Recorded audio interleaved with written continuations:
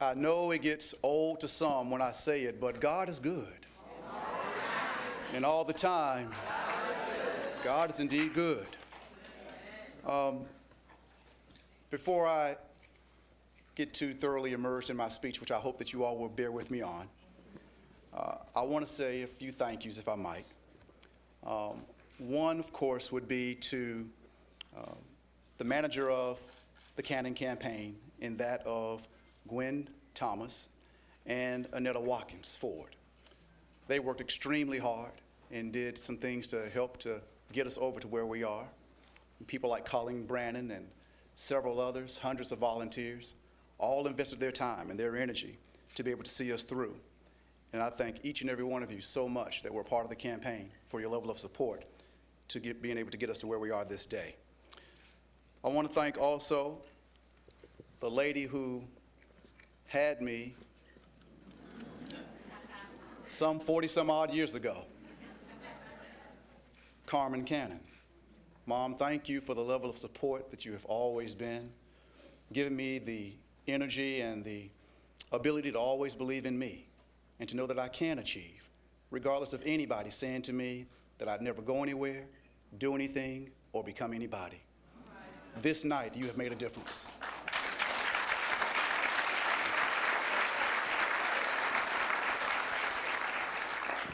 And of course, to my children, Portia and Patrick and Brittany, thank you all for your level of support for Dad. You all have been there, been very supportive, and I thank you so much for it. And where would any man be without truly having somebody that's a real backbone for him in his times of need, in his times of sorrow, and in his good times like we celebrate tonight? My wife, Trina, thank you so much for who you are and what you've been in me.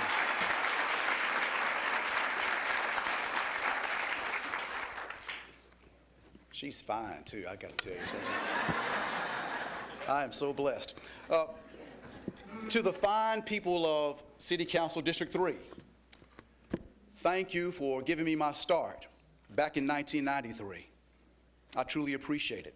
And the citizens of the city of Charlotte in an at-large capacity for electing me to City Council at large, and also to my colleagues for electing me as Mayor Pro Tem. Certainly appreciate that. Could not have done it without you. So thank you. And also, I just want to simply say to each and every one of you this night, the only thing between Charlotte and its success is air and opportunity. There's plenty of air, but the question becomes, what will we do as a community to take advantage of the opportunity? It's right here before us. That said, this chamber is full of such rich history. We gather here tonight, surrounded by the many community leaders of today, not just to swear in a new mayor, but to start the next chapter of the history of our great city. I think of mayors who have come before me, each with different challenges and opportunities, but all with the same goal in mind, moving Charlotte toward its destiny. Stan Brookshire was mayor when I was born. His challenges were many, ranging from desegregation to a modern freeway system. Eddie Knox, mayor during my middle school years and one of my mom's favorite. So much progress in his 2 terms that I can't name them all, but First Baptist Church in Uptown was reborn as Spirit Square for the arts. Tryon Street turned into a transit mall, and Charlotte's 3rd airport terminal opened, just to name a few. Harvey Gantt, the first African-American mayor of Charlotte and one who believed in establishing strong relationships. Richard Vinroot, who's here with us tonight, a mayor who was great consensus building with the council. And also, Pat McCrory, a public safety and transit advocate, as well as our longest serving mayor, who is now governor of our state. Anthony Fox, with a transit-focused agenda, brought the Democratic National Convention right here to the Queen City, and now is Secretary of Transportation. And of course, my friend and my colleague of many years, Patsy Kenzie. In her 5 months as mayor, continued to carry the torch on important issues for our city. These are mayors who all knew something every leader should. Working together works. In the words of Henry Ford, Coming together is a beginning. Keeping together is progress.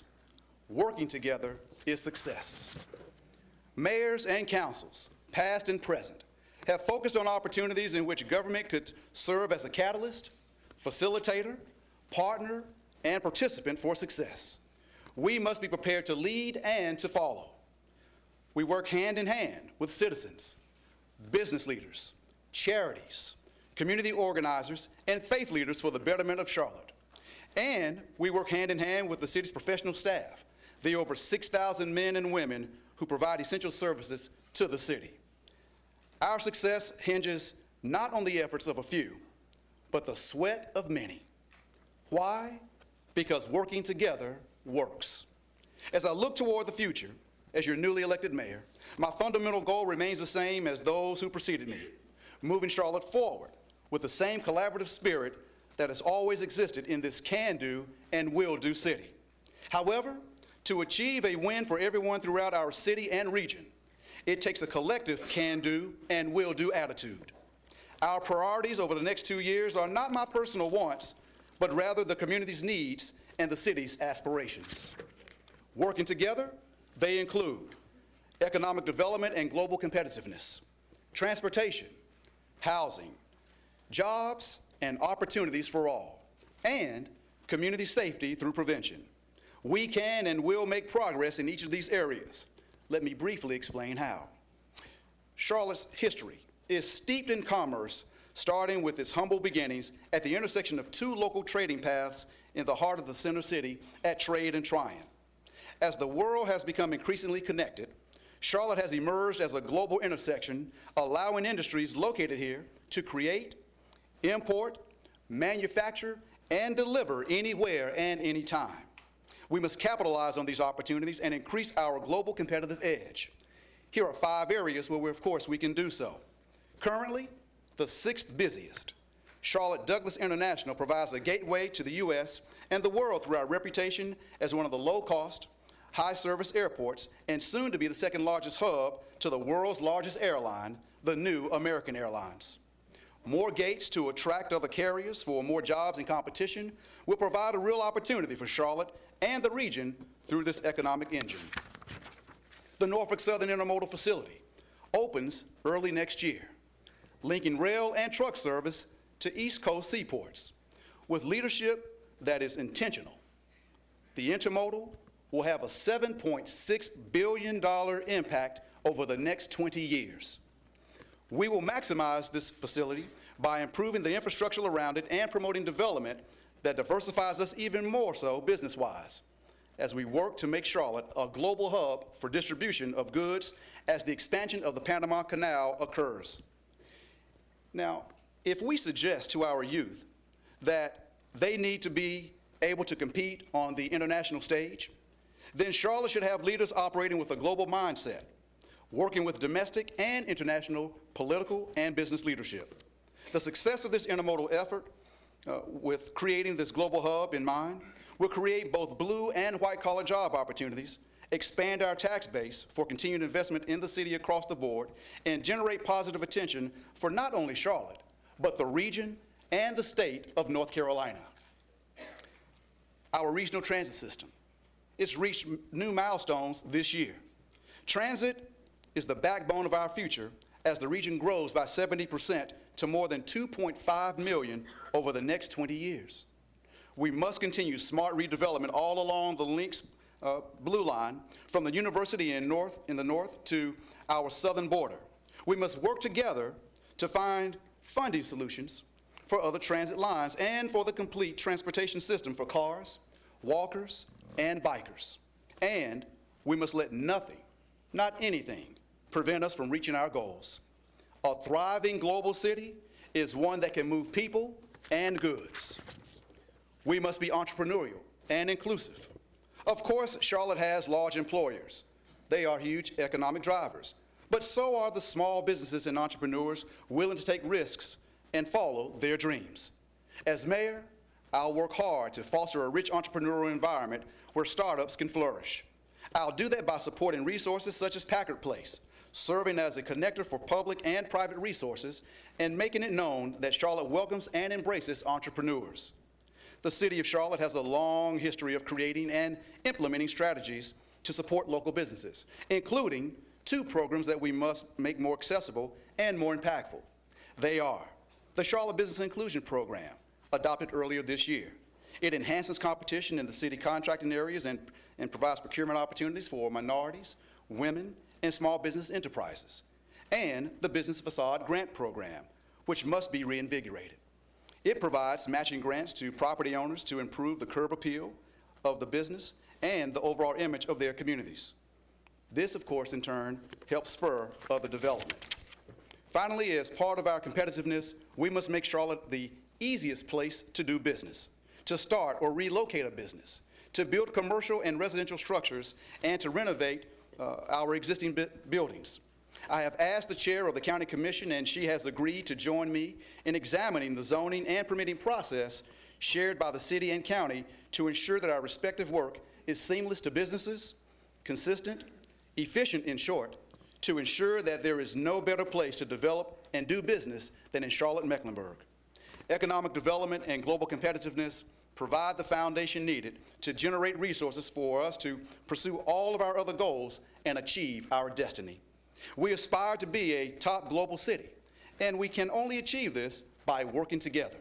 The city, the county, state, different chambers of commerce, businesses large and small, Central Piedmont Community College, area universities, the faith-based community, along with the citizens of Charlotte, all in one common lockstep. We must ensure that we include all voices of Charlotte. Our future depends on our youth. They will fill our seats tomorrow, so today, we must commit to provide them with the skills and experiences they need in order to be successful. The Mayor's Youth Employment Program supported 3,200 youth last year, but we need to expand it further. I've said it before, and I'll say it again. We need a better balance of both blue-collar and white-collar opportunities so everyone can have an opportunity for a job. We need real work experiences and apprenticeships from a broader range of businesses to fill all of the jobs that a diverse economy demands. You know, an economy, economically, that is strong is one that can allow us to continue to move us forward. An economically productive city will also be safer, and a safer city for us will be a more competitive city in the global economy. Thus, in addition to jobs, we must also promote community safety through prevention. We're all proud of our historically low crime rates, are we not? But together, we can do more. As I've always said, a neighborhood watch program means nothing if nobody's watching. Watching is not someone else's job. It's the job of each of us in concert with our public safety officers. It's also our responsibility to support our youth and people at risk of violence. A key to who I am and how I got to where I am today came from having mentors as a youngster through Big Brothers and Big Sisters of America. Thanks, Jake and Phil, for the mentors that you were. I am committed to expanding the Mayor's Mentoring Alliance to give other young people the opportunity I had then and today. I also strongly support the Cadet and Explorers program with our police and fire departments to build relationships between youth and public safety officials, and also open career doors for them. Together, we will prepare the next generation of leaders by providing them with valuable life experiences and supporting them with caring community relationships. Additionally, we must remember those who are in need to re-enter society's economic mainstream. Whether it's the ex-offender looking for a second chance or military veteran returning from the battlefield, we must help their transitions back into society, providing them affordable housing, training, counseling, and most importantly, jobs. We must also increase the efforts to prevent domestic violence through partners like Safe Alliance and the Jamie Kimball Foundation for Courage, which just merged with an organization that I've been a part of and surely support, which is called Enough. We need to do more to prevent the victimization and despair that comes from families and individuals having no place to call home. More than 2,000 people are homeless on any given night in Charlotte-Mecklenburg due to the lack of supportive and affordable housing. We can do better as a society, and we will, through partnerships that provide supportive housing developments. Global competitiveness, jobs, transit, housing, and community safety for all, from our most successful to our most vulnerable, can be realized. We can do this. As mayor, I'm committed to collaboration, leading by example, because working together works. For too long, Charlotte has been known as the great state of Mecklenburg. We should reject this notion and instead demonstrate that we are a great city of opportunity, part of the great state of North Carolina, and that Charlotte is prepared to partner not only with our county of Mecklenburg and the towns and the cities within and around it, but also with our General Assembly and the entire state. Within the city, I will be a full partner to the business community, the faith community, the philanthropic community, and the residents of the city of Charlotte. I often like to share a passage my mother posted in our home when I was in middle school that has kept me grounded ever since. It read, "You who think you know it all are very annoying to those of us that already do."